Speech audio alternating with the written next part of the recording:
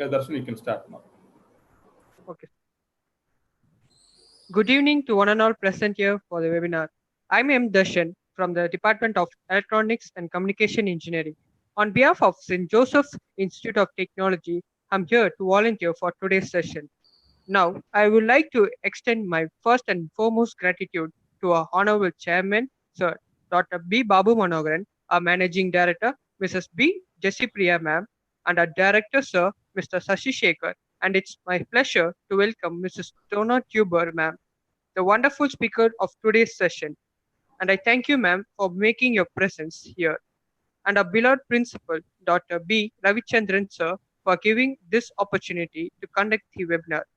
I would like to extend my gratitude to our head of the department, Dr. C. Jnana Kausalya ma'am, staff and students affairs, and Dr. G. Rohini ma'am, lab affairs, for the ceaseless support. Thank you, ma'am. Now, I will be sharing a few words about our speaker, Ms. Donna Teuber, Innovation Consultant, Iterations Learning, USA. Donna Teuber is a specialized in using human-centered design to assist organizations in developing successful programs through team building, strategic planning, service design, and innovation labs. Through her work in education as an innovation process consultant, innovation program designer, and director of technology, she has led the successful implementation of an innovation incubator and large-scale technology initiatives.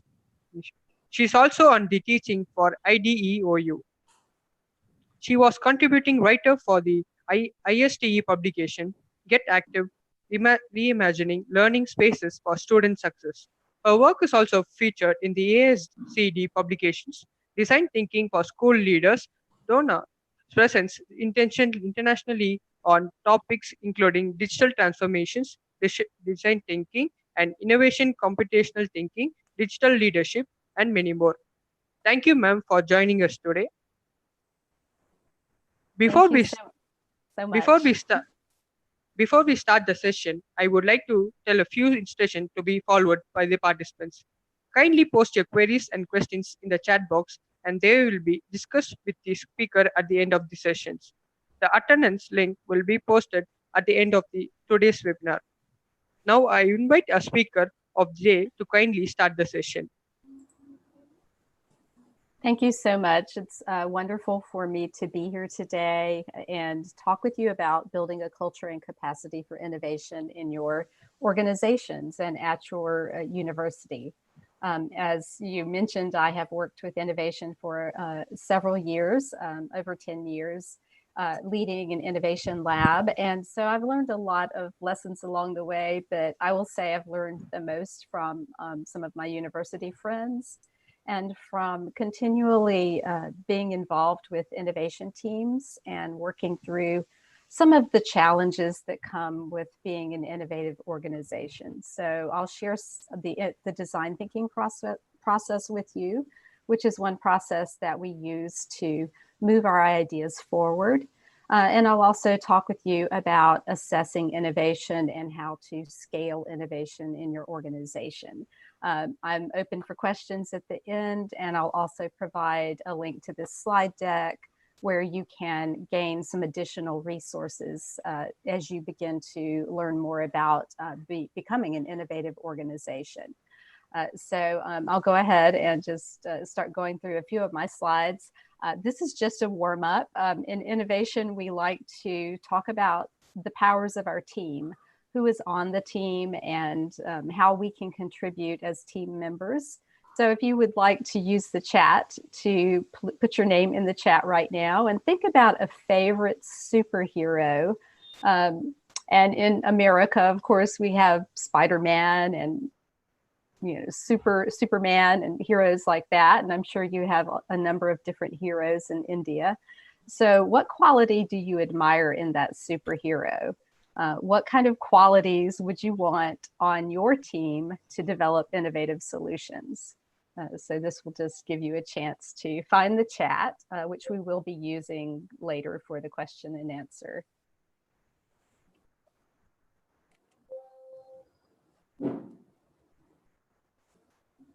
And so I'll give you just a a few seconds to go in there and just post your name and think about, if you had to design an innovation team, what superhero would you want to be on the team with you and why?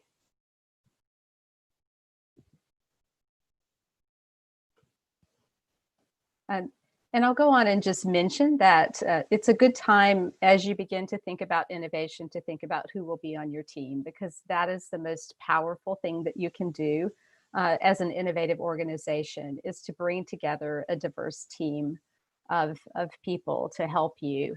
And the mindset that we want for our team is to be collaborative, experimental, not afraid to try new things, not afraid to fail, being human-centered, thinking about the needs of others, and also sharing optimism so that you can begin to think about all the potential for your innovation. And yes, I'm seeing some great people we need on our team. Iron Man, perfect. But that would be a very motivating person to have. To just mention a few of the companies that are very innovative, Google is one of those innovative companies. You can later watch the TED Talk by Astro Teller, who works with Google X, which is an organization within Google, Google Alphabet, that is designed to come up with new innovative solutions, getting those ideas out as fast as possible and staying ahead of the competition. And they have a variety of new products and services that come out of Google X. And Astro Teller says that the process of being innovative as an organization is a cultural thing. It's a habit. And so the first thing to do is to build this habit of innovation in your organization. And that takes time. And I'll share some strategies for doing that. One strategy that many organizations that are successful use is to have an on-site innovation lab or accelerator program, providing staffing for the on-site incubator. Typically, an organization like GM that produces cars here in the US might have a lab with a staffed team of maybe 3 to 5 individuals who work throughout the organization and bring in others from different departments to work on new solutions. And that's to stay ahead of the competition. If we continue to do things the way we've always done them, the competition will get ahead. So they provide the time and the space for that to happen. I've been to the Google Garage. They have a location on site on their campuses that provides a way for staff to come together and work on new prototypes and get those ideas out there for feedback. So providing that time and space, and also financial backing. And I think in these difficult times that we're having right now, I know a lot of organizations are suffering with funding, but it would be a mistake to not put some funding into coming up with innovative solutions. And every organization out there is working very hard right now to get ahead of the problem that we have with the pandemic. And if you think even about an organization like, or a business like Amazon, they've had to try a lot of new ideas to meet the needs of consumers who are now really not able to go out and shop in public. So every organization is stressed right now. And even though finances may be short, it's really important to put some finances into this incubator idea or an accelerator to bring forward some ideas and get them out into the world. And the current reality is where we are. And an innovation happens in that middle, where that gap between the current reality and your purpose and vision. So as an organization, always being really clear about your vision and the purpose that you have is going to help you to get those innovative ideas out there. You want to align your innovation to the purpose and vision of your organization. It's great to have lots of ideas, but it's most important to have ideas that will help move your organization forward. So thinking about where you are and then where you want to be, and then that's that spot where innovation can happen in that gap between those two things.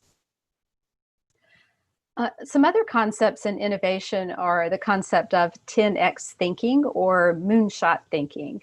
And this is a concept that will bring your organization to that next level. In many of our innovations, we are incremental. We make just minor improvements or changes to a product or a service that we have. And those incremental improvements are hard to keep going. And I'm from an education background. And as you think about university, if I told you that next year you have to make another 10% improvement in your test scores, you might be a little bit worried. And then after you achieved those scores, I said, you need to make another 10% improvement in those scores. You would eventually get to a point where you weren't making any progress. And so thinking beyond just these incremental innovations and thinking about these bigger innovations, these moonshots that may seem very desirable, but perhaps you're not sure if they're feasible, or you're worried that they may be disruptive to your organization. But these are the ideas that are going to transform the world for us. Just some examples, Google, of course, and other car companies are creating these self-driving cars. And several years ago, that was a really big idea, and now it's a reality. And if they had not taken the time at GM or some of the other car companies to think about what the needs are, they would not have developed these amazing products. Google also, in Google X, has developed the smart contact lens, which will detect blood sugar so that diabetics are able to know when their blood sugar is not where it needs to be. So a new way to monitor your health. And the health companies are coming out with many different, very robotic types of devices to lead surgeries and to find ways to help us to monitor our health. And this just happened. I was very excited to watch SpaceX Dragon land the other day.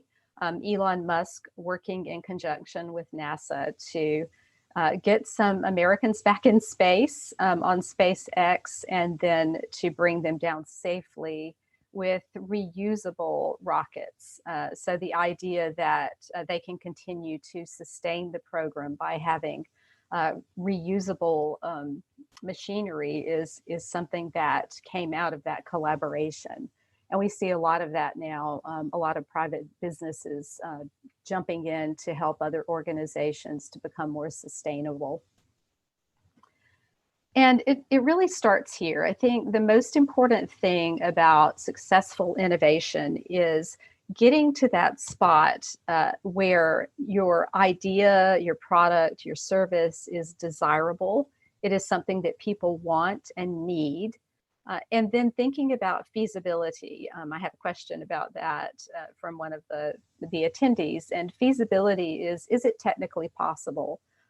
Is it organizationally feasible for your company or your university to launch this idea? Do you have the technical expertise to make it happen? It doesn't mean you know all the answers, but do you have the technical expertise for that? And then the last but also most important is viability. Will it be financially viable? Many of the prototypes that come out of organizations are not initially financially viable. They are too cost intensive. And so finding ways to scale an innovation and make it more cost effective is really important. So those are the three conditions that need to be in place for an innovation to take off and to be successful. And then this is just my saying, but I'll share with you the change formula is that persistence in these things must be greater than the resistance. Every organization has the people who say, we've always done it this way and we don't have the capacity to change right now. But if you look at the Beckhart-Harris change model, the formula says a lot about what you need to be successful with innovation, and you do need dissatisfaction. So D, dissatisfaction, someone not really content with the way things are, feeling like the organization needs to move forward, times the vision, having a vision for what it will be like when you launch this innovation.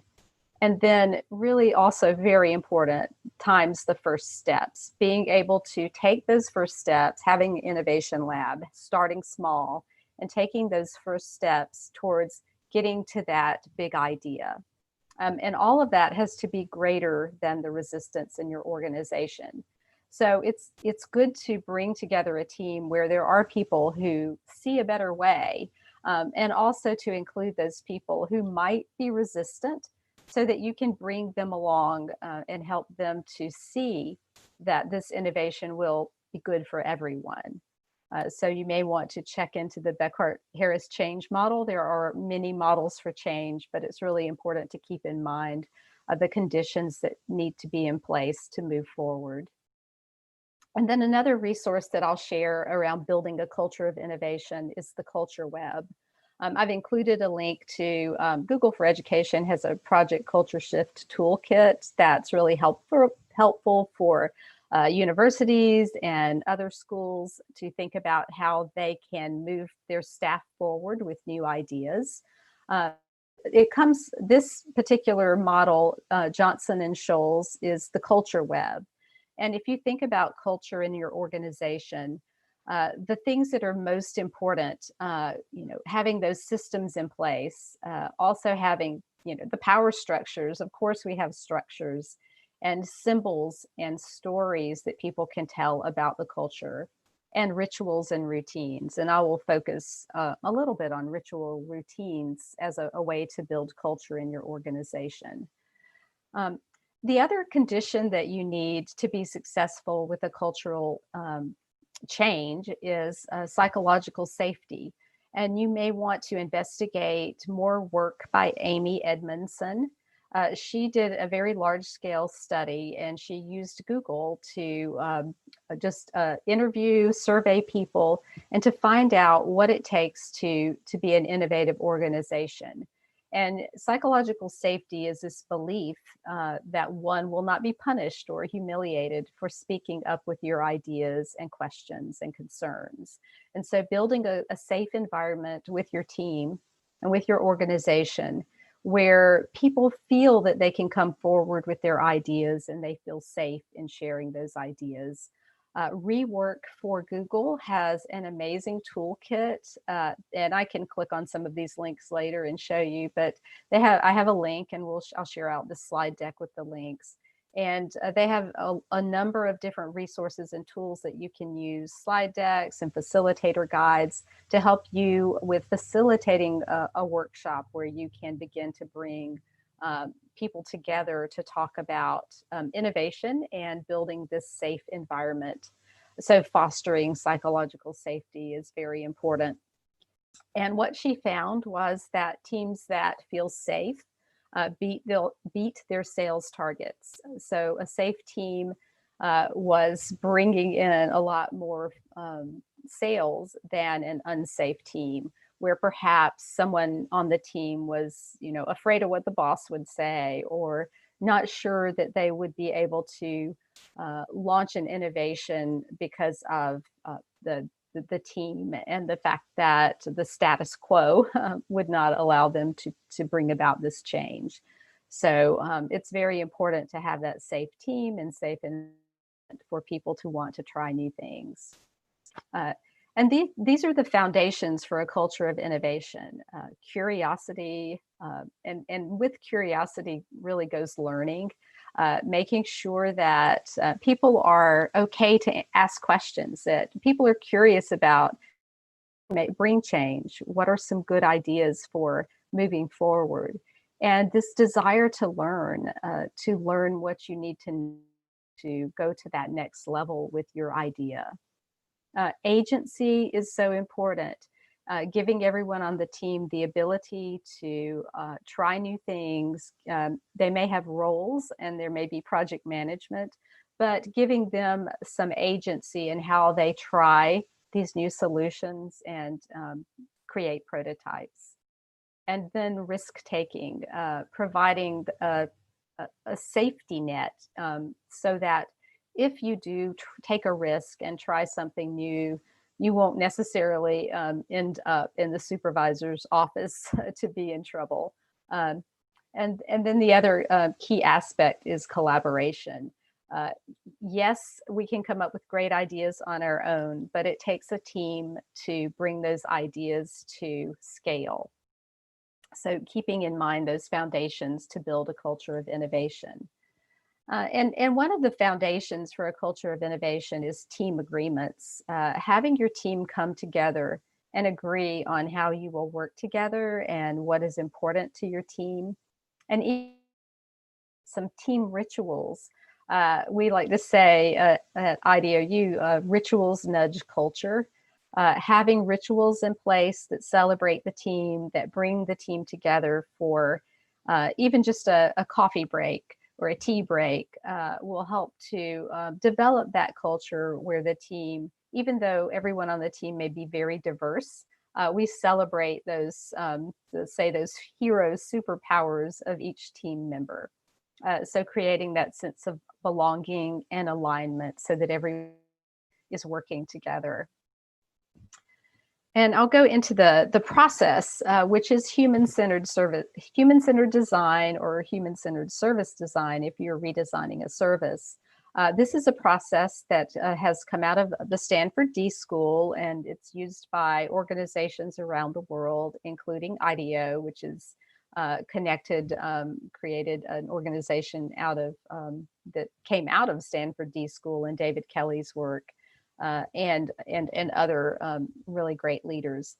And the process involves these stages, and it's not a linear type of process, but it involves empathizing with the needs of others, learning about the needs. If you're designing an app or a website, knowing what people are interested in and who you're designing for is really important. And then defining the problem, defining the point of view of the users and what you're trying to solve for, understanding some key insights drive this idea forward. And then we believe in brainstorming. We'll do a little activity in a few minutes. We're brainstorming lots of ideas, coming up with as many ideas as possible, even crazy wild ideas, so that you can begin to think beyond the way you're continually doing things, but to think about new ways to do things. And then prototyping. And prototyping is very important for getting your idea out into the world for feedback, and not spending a lot of funding to put that idea into action, but to develop some very simple prototypes where you can get feedback to find out if it resonates with your users.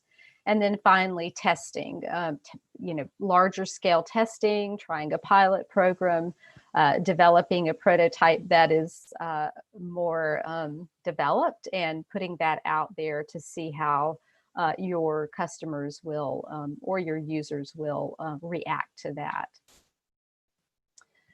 So it is in these three phases, being inspired, looking at what the challenge is, coming up with many ideas and converging on some ideas. And then we always diverge again, but finally coming down to, after prototyping, coming down to the ideas, the prototypes that are most desirable and feasible and viable. And so you are constantly diverging in your meetings together, having a mindset of coming up with many ideas, being open to possibilities, and then really refining those ideas and coming up with the ones that you think are most desirable, feasible, and viable. The empathy phase, I'll just spend a few minutes giving you some techniques that might be helpful as you are beginning to innovate in your organization. things that are most important are focusing on people and their needs. One activity, you can try this on some paper, is think about the different ways that you see yourself. And then you begin to realize that we come from so many different backgrounds, and that the people we're designing for are all unique and have some very important ways in which they see themselves and the world. And this empathy phase is for us to learn more about those people we're designing for. Thinking about your own biases and assumptions. A lot of times when we're trying to innovate, our assumptions get in the way. We assume that people might not like a service that we're going to provide, or we assume something about that person and how they will react. But that doesn't necessarily mean that that is how that person is. And just some general ways to do this are just to think about, how do you see yourself? I see myself as a woman. I see myself as an educator. I see myself as a mother. And those are some very simple ways to begin to think about how I see the world, but then even digging deeper and thinking about, I see myself as a learner. So thinking about all the ways that you see the world, and then being aware of that as you go out to talk to other people so that you can listen to them and hear their perspectives. So we learn from observations. This is one of the most important things you can do when you're thinking about how to build a culture of innovation and to develop innovative ideas and solutions, is to observe people and their environment. What do they carry with them? One activity that I love is just what's in your bag. In a workshop, will ask someone to volunteer to take out the things that they have in their backpack. And there's a lot that we can just guess about that person, but then we hear the stories behind why they have those things. And this looks like a very organized person who has a lot of technology and needs to have all the technology available. There's a watch. Perhaps this person likes to keep track of their time. Likes to read new ideas in Wired magazine, but it's a good way to just have an activity where you have a little bit of fun. But in real innovation with projects, you will go out and observe. You'll be a bystander and just see what happens. Be curious. Look at what's inspiring to you. What do people care about? And looking for patterns and looking for the unexpected. One of the challenges that we use in one of the courses is, trying to think about different ways of changing transportation, public transportation. And so something really important about changing public transportation, coming up with better ideas to make the process better for people, is to go on public transportation and then just observe, what are the problems that people are having? Is it inaccessible for handicapped people? Is it crowded? Are people on their phones, or are people engaging with each other? And now in the days of the pandemic, of course, it's completely changed. So observing now how people are getting about their daily life, what are the things that they're doing? How do they go shopping? What are some of the things that happen when you go to order coffee or tea in a restaurant? So looking at what's happening and then thinking about how that can be improved is really important. And the other thing that we use in this process is empathy interviews. We spend a lot of time interviewing a variety of people, and we try to choose people who are very different from each other in their needs, because then we can begin to design a solution that meets the needs of more people.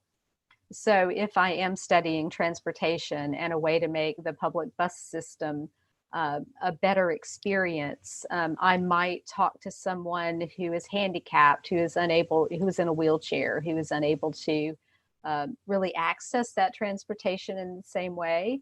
And then I might also talk to a business person who travels every day on the transportation and is very familiar with it and has very specific needs. So talking to a variety of people will give you a broader perspective of the problem you're trying to solve for. and listening, asking open-ended questions, not leading with your own assumptions, connecting with people, make it personal, build rapport with that person, have a really good interview where you connect with that person, and then look for the unexpected things that you didn't expect people to say and take note of that. So it's really important to conduct those interviews beyond just surveys. Surveys are good for some information, but the interviews give you that personal insight.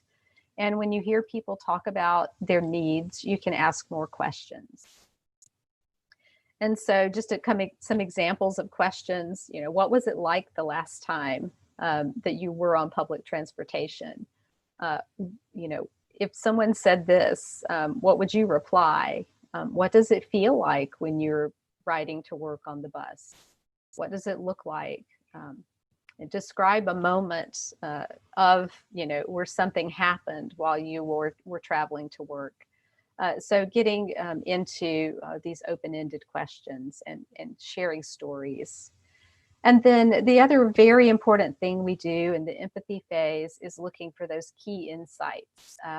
And this can take the most time of innovation, the most time of the innovation process and building a culture of innovation, is having a team to go out and do these interviews and to come back and to agree on key insights that you've learned, reviewing all of your data, all of your notes, all the things you know, clustering all that information to begin to see themes, and seeing, are there contradictions in the data? And why might you see those contradictions? What patterns do you see? What patterns have emerged? And what surprises you most about that data? So those are also some things just to keep in mind as you begin to go out and look for these key insights. And then defining the problem. So after we do all that research, we begin to define the real need. What is the real problem? Sometimes we call these wicked problems. I always say when you get the right problem, everyone knows it. Everyone feels like they're on the right track. And the idea is that if you want better solutions, you need to find the right problem. Sometimes we want to solve a problem that isn't really a problem. And so we have to go through a process of defining the problem based on what we've learned from our users. And an activity that I'll share that I find most helpful is the problem tree analysis. We use a variety of tools in design thinking. We use stakeholder mapping and journey mapping. But one activity that I really like for getting to the root causes is to create this problem tree analysis. And it really is like a tree. You put the core of the problem that you think you're dealing with. And in this particular example, too many young people are sleeping in the streets. That is a problem. But a lot of times we'll try to address the consequences. And if you are trying to, address, health problems that result from that, you're really still not dealing with the root cause. So an activity like this helps a team to come up with what are the root causes of this problem. And that is where you need to focus your energy for solving the problem. If is there violence in the home and that is why the youth are on the street, then we need to find ways to help families. Is it housing an issue? We need to find a way to help the housing issue. So problem tree analysis is one activity that will help a team to focus on what's most important based on what you've learned through your empathy interviews. And then moving forward, we come up with these generative questions. We call them how might we questions that are solutions oriented. They're optimistic, and it's that we means it's collaborative. And we also look at point of view statements. We call these the POV statement. But thinking about a particular type of user, like the business traveler needs a way to get to work. That is more that is more seamless. because it's very important for them to be on time. But looking at the different point of view statements of the people you've interviewed so that you can begin to come up with a problem statement. When we write problem statements, we put a lot of effort into this. We try to come up with problem statements where we haven't built a solution in the question. We want to make sure that the questions are really generative and they inspire lots of ideas. We want to include who we're designing for. We want to get specific about what part of the experience you're designing for. And we want to draw our insights from inside the organization. So those are just some tips for getting started with a how might we question. And I always say you need to continue to challenges as much as possible. A statement like, how might we make eating vegetables delightful? It's a very big problem. I mean, we can't tackle that for everyone. But how might we make eating vegetables delightful for our picky children who don't want to eat them? Now we have a focus. We have a focus on a user, and we have a focus on now really an inspiring question to come up with a lot of ideas to help our children become less picky eaters. We can think of how make eating like a game. We can come up with a lot of ideas. How might you reach new audiences with your business and your marketing plan is very, very general, too broad. But if we begin to say, like, how might we communicate our offer in a way that is easy to tweet and repeat, we now have a marketing plan that is going to be more helpful. Or how might we make a new app to help millennials save money? We've already baked a solution into the question. We've already decided that we'll create an app, but it might not be an app that we need. Maybe we need to develop a way to get millennials to go and actually speak with a banker. So we want to make sure that we don't bake our solution into the question. So the other idea would be, how might we provide incentives for millennials to save money? And that provides us with a lot of different ideas that we can come up with that go beyond perhaps just creating an app. So thinking about that statement, I'm going to give you an example of a statement that we'll brainstorm some ideas with in a few minutes. But just some examples of questions, how might we create rituals and routines that establish a culture of innovation in our organization? Coming up with ideas around that would be good for a team as you begin to think about how to build the culture of innovation in your own organization. How might we inspire collaboration in a remote workplace? I would say this has been the biggest issue during the pandemic because people are working remotely, especially where I am. It is very hard for people to collaborate, so coming up with new ideas around that. And just a general type of question, if you are a business trying to make things work right now, how might we make the hotel check-in more friendly and quick? That could be something that a business might tackle to make that process better, to develop a better service. Or how might we improve the customer service experience for technical support? I bet we've all been on the line for a long time trying to get technical support for things. And so thinking about a way to make that technical support better. So these are all the types of problems that people tackle every day. And Amazon might have been one of the companies tackling technical support. And we can see that some companies are coming up with really innovative solutions that are gaining better customers and better satisfaction. So just thinking about that question and defining the problem is so important. And that is the hardest part of innovation is getting the problem right. And then you can ideate and come up with lots of ideas. And I consider this to be a really fun part of the process because we use brainstorming rules and a variety of techniques to bring people together and have a yes and attitude. We defer judgment. We encourage wild ideas. We build on each other's ideas.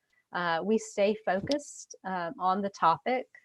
We are visual, we sketch, we use Post-it notes. I have mine with me today, and we go for quantity. So I'm going to put a link into the chat, and you can experience some brainstorming around a question that I've posed. And then I'll just demonstrate that, and then we'll finish up and make sure we have time for the question and answer section. But this is a Jamboard. It's important to have a lot of tools for brainstorming, especially if you have to brainstorm at a distance. So in the slide deck, I will share some other resources that are digital tools for collaboration. Jamboard is from Google, and this is a Jamboard I've set up, so all of you should have access to it. And when I go to that Jamboard, you should see that I've given you a problem. How might we inspire collaboration in a remote work environment? And I see some people in the Jamboard. That's great. We can have a number of people in the board at one time. You can add your ideas. And just a technique that I like to use when I have people working on brainstorming ideas is, of course, there's Post-it notes. So below the arrow, there's a sticky note option. So you can add a sticky note with your idea. So we try to get as many ideas. Each idea has its own sticky note, and that way we can cluster and see the themes, the top ideas that are coming out of this question. But I also encourage wild ideas. Sometimes we do a bad ideas brainstorm, asking people to come up with bad ideas, because you can gain inspiration even from a bad idea. One of the Post-its I put on here is just to think about how would a football team approach collaboration in a remote work environment? What if they couldn't be together to play their sport together? How would they collaborate? Or how do astronauts collaborate in space? So gaining some inspiration from outside of your organization. As educators, university students, it's always easy to just look within your organization to think about the way things have always been done. But if you can give some prompts that encourage people to gain some new ideas, then that is very helpful. So you can use this to add your ideas. I'll leave it here.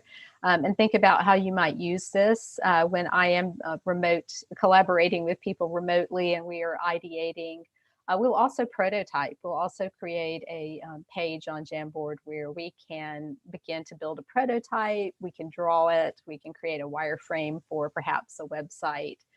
So there are some simple tools, and then there are some paid tools, of course, that allow you to do that. But everyone can collaborate, move their ideas around. So I wanted to share that as a way to begin to come up with some really great ideas.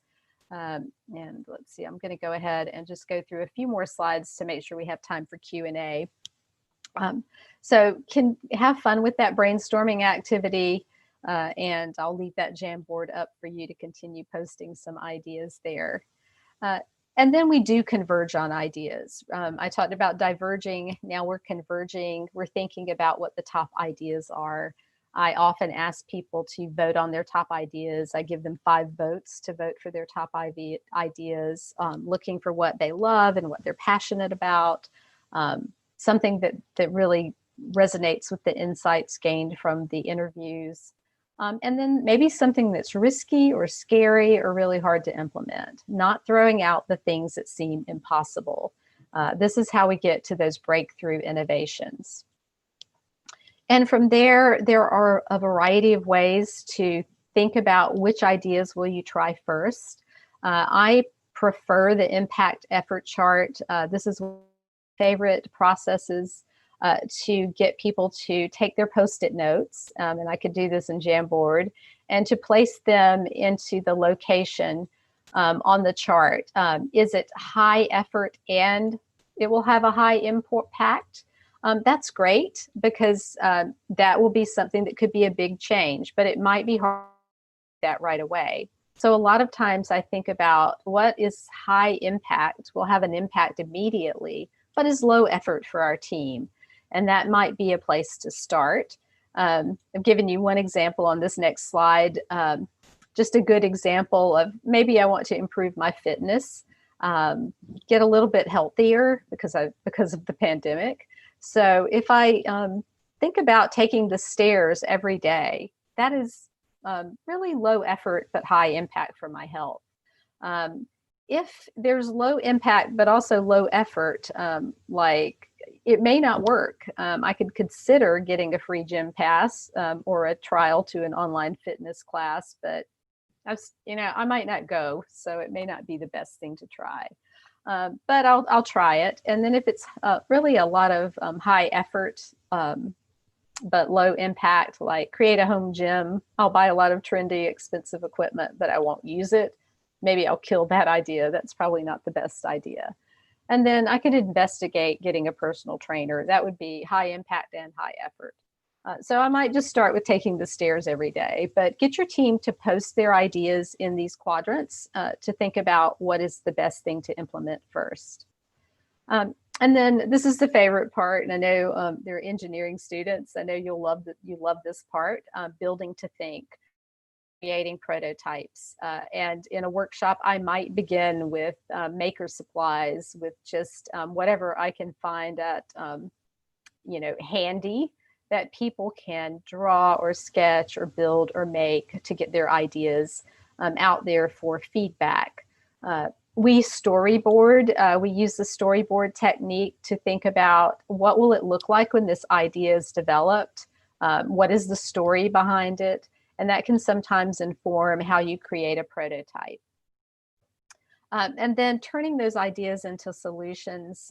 This is, of course, the development part of what you're doing. If you're creating a website or an app or building a new service. I say Goldilocks here in the, we like the fairy tales, like Goldilocks was like, this is just right. This is just the right size for me. So create those different versions, but choose one that's just right for you to start with. Use constraints. You will never get an idea into the world if you don't have deadlines. So give yourself time constraints and material constraints. If you wait to have all of the funding you need for the complete final product, you won't take those first steps. And then think about building a physical representation of it to see what people think about it, getting their feedback. Or build a wireframe, a digital wireframe, or even role play, just playing out the experience. What is the experience like when I get on the transportation and they've changed the way that I pay for the services? And I wanted to share a few examples and find more case studies from IDEO and Stanford D School, and I'll share free resources. This is the IDEO offices, and you see they had to come up with a solution for where to put all of the bicycles. Everyone bikes to work, and so they have it in up in the ceiling. Just a very simple prototype, but it was a smart idea that they came up with. And these are their studios where they work and they brainstorm, and you can see that lots of different boards and post-it notes and pop-up offices so that people can have a space to innovate. And they work with companies around the world on coming up with new products and solutions.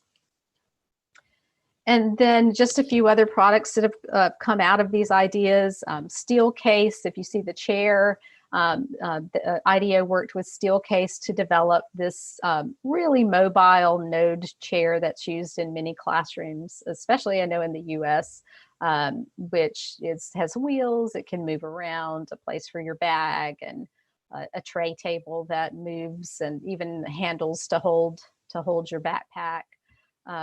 Another famous study was the development of a better shopping cart. And you can see there's a blog post on reimagining the shopping cart from, I think it's from Tom Kelly. And you can just see this amazing shopping cart that's been created.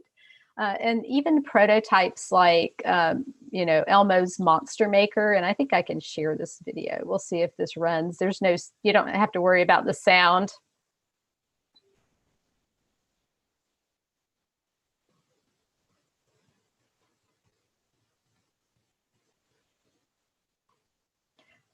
And what is happening is, I'll go right to the end here.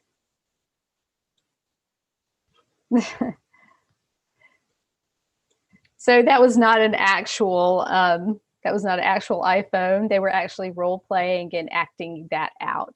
And that was Brendan Brennan at the end, and they make toys and in the IDEO Toy Lab.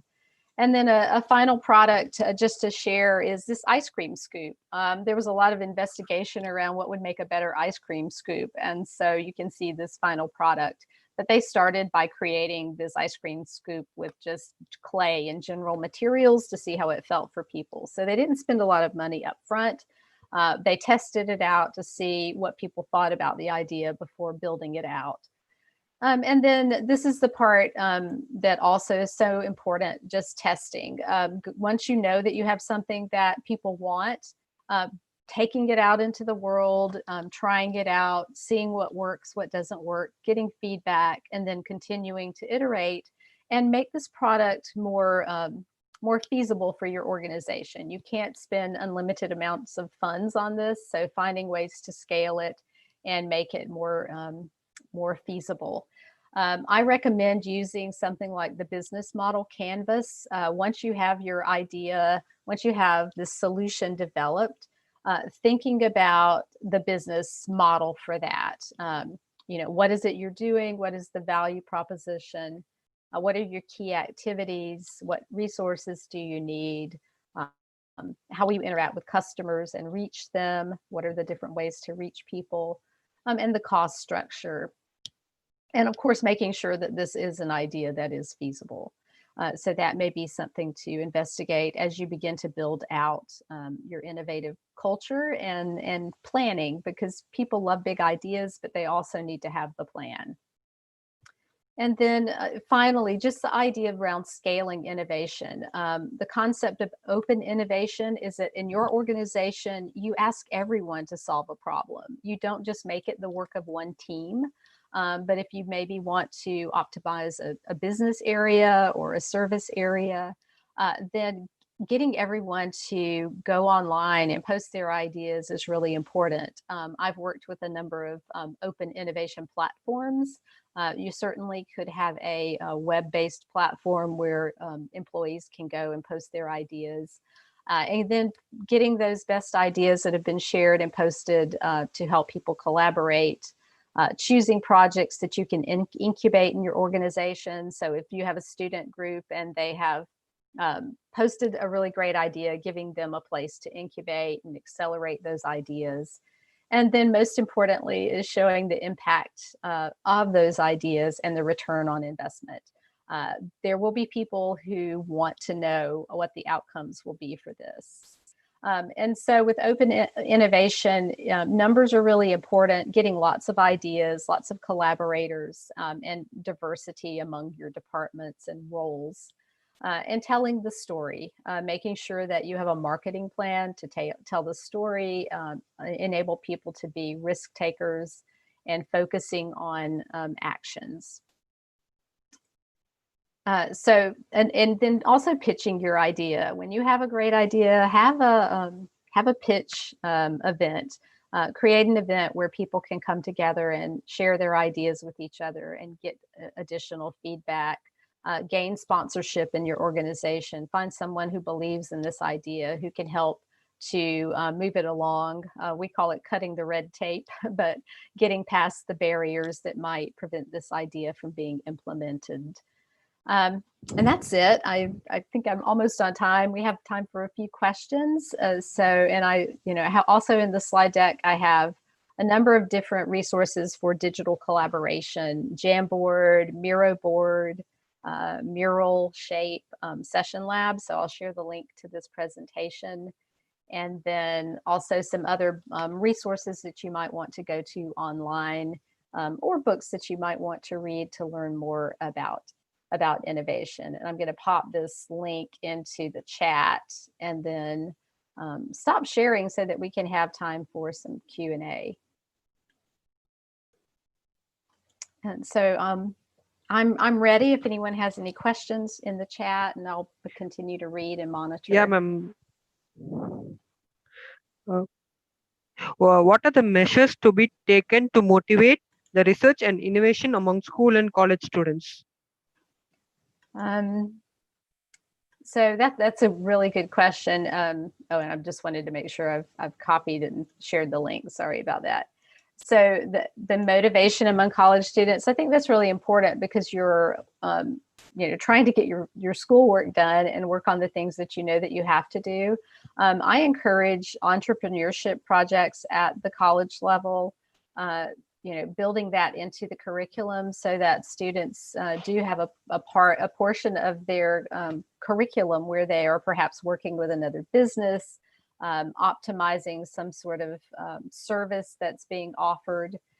So I think internships or just within the organization, working with a team in the content area on some innovative ideas. So building in time is really important in your curriculum so that students can work on these entrepreneurship projects. Next question, ma'am. What is the today's hallmark of building culture of innovation that sets it apart from the ancient practices? Yeah, so I think the hallmark is that 10x thinking, that moonshot thinking beyond the way that you've always done things and the incremental improvements, but moving beyond and trying to think bigger. And allowing everyone on removing those silos in the organization, having a group of people who are very diverse and from different departments or roles, so that it's not just the way we've always done things, and not being resistant to change. Thank you. Next question, ma'am. Which is necessary in invention and intervention? So could you repeat that? Which is necessary in invention and intervention? I'm going to have to think about that, but I'm not really sure I understand that question, but I will think about that. Thank you, ma'am. Thank you, ma'am, for your stimulating and fruitful session. Now it's time to express our gratitude. Yes. On behalf of Electronics and Communication Engineering, St. Joseph Institute of Technology, St. Joseph Group of Institutions, I thank Ms.Donna Teuber, ma'am, for an enthralling speech on building culture and capacity for innovation. Thank you, ma'am, for taking out time from your busy schedule and joining us to share your knowledge. My heartful thanks to our beloved chairman, Sir Dr. B. Babu Manogaran, to organize an wonderful webinar for gaining knowledge. My sincere thanks to our managing director, ma'am, Mrs. B. Jisipriya, and the director, Sir Mr. B. Sasishekar, for their guidance in conduction of the webinar. I would like to express my gratitude to our principal, Sir Dr. P. Ravichandran, for his support to conduct this webinar, and our department heads, Dr. C. Nyanakosilya, ma'am, Staff and Student Affairs, and Dr. G. Drohini, ma'am, Lab Affairs, for their words of encouragement and guidance, and our department staff and the organizing team for arranging this webinar successfully.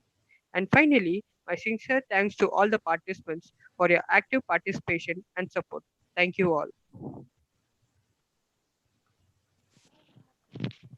Thank you, Madam Donna. Hello, Madam. Yes. Yes, thank you for this informative session, and also